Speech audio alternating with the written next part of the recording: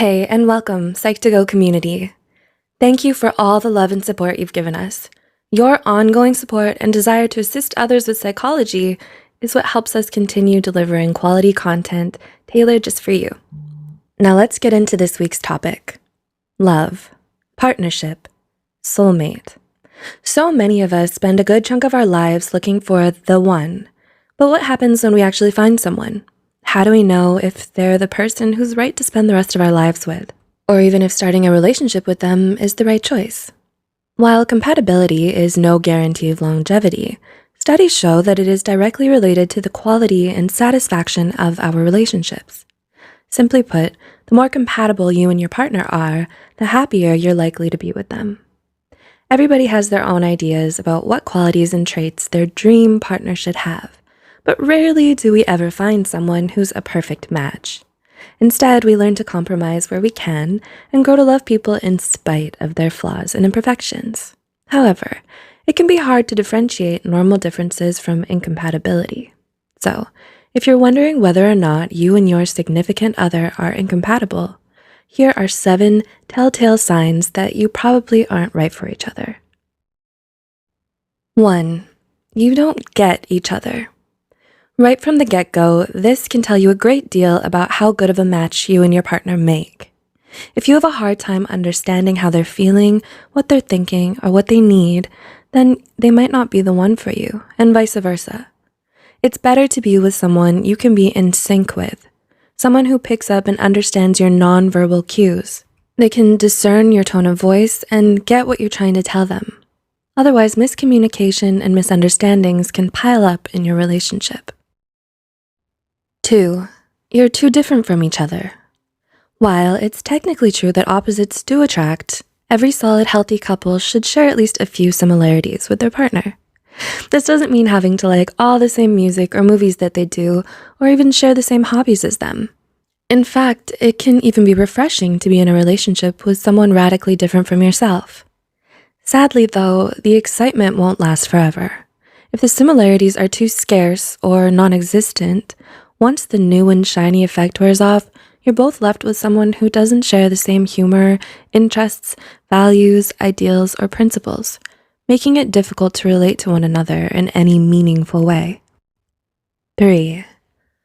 You try to change each other, not grow and learn together. The hallmark of any strong, healthy relationship is having a partner who gives you the drive and motivation to change for the better. And that's the point. It must be something you want for yourself, your idea, not theirs alone. Despite your partner expressing irritation or dissatisfaction with the current you, it's generally ineffective and not sustainable if you're forcing change on yourself solely because they want it and you don't.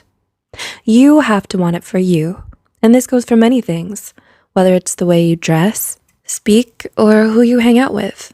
Only you have the right to decide who you want to be. If you don't feel comfortable showing your true colors to your significant other, even in a private setting, this is a definite red flag. 4. There is constant or highly frequent arguing.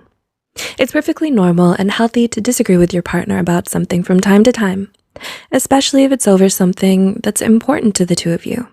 We didn't choose this person so we could be with a clone of ourselves. The disagreements become a problem, however, when the arguing is constant and over the tiniest of things. It's even unhealthier if the fighting is dirty, shouting, name-calling, humiliating each other, holding grudges, and emotional blackmail. Being in a relationship with a partner who tends to bring out mostly the ugliest side of you is never good. 5. You attain peace by avoiding all the problems. It's all about moderation. While constant fighting is obviously not ideal, it's also not good for a couple to never disagree about anything. You need to be honest and communicate openly with one another about how you feel, even if it's not in agreement with the other person. Constant pretending everything is okay or blind agreement to the wants of the other person does not make the relationship stronger, and may in fact result in a catastrophic blow-up later. Conflict can be a positive bond-building event if it can be given and taken constructively. It then can lead to personal growth and a deeper mutual understanding. 6. Your socializing is isolated from everyone else. Do you find that when you and your partner go out, it's nearly always only with each other? No friends, no parties or group hangouts? Do you never spend any time with their friends? Have you even met their friends? Is their family still a group of mystery people you've never been introduced to? Even though you've been together for a while?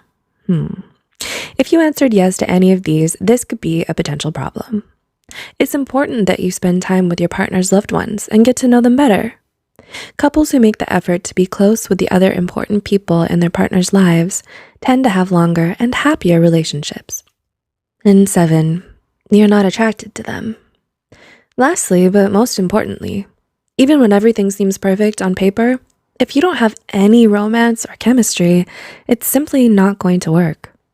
Without even an inkling of those factors, you might have a best friend, but not necessarily a significant other. The result is that you will naturally be drawn to people you have that more than friends attraction to. The triarchic theory of love by Robert Sternberg even states that although intimacy and commitment are present, without passion, the love you share will only be platonic, like the love shared between you and your friends and family. In the end, there's no such thing as a perfect relationship. Everyone has doubts or disagreements at times with the person they love. A strong, healthy relationship takes ongoing effort, dedication, and also time for it to grow. What's important is finding that someone who, to you, is worth the effort. First impressions and initial choices do not seal your fate. Learning to know and recognize compatibility versus incompatibility will save you much heartbreak and possibly avoid more serious scarring. So take the time to evaluate your relationship with these key points in mind, and honestly ask yourself, is my partner right for me? We hope you enjoyed the video and learned something new about yourself and others. Please like, share, and give feedback or comment below. Let us know what you'd like to see next. Don't forget to subscribe to Psych2Go for more psychology content, and as always, thanks for watching and taking this short psychology journey with us.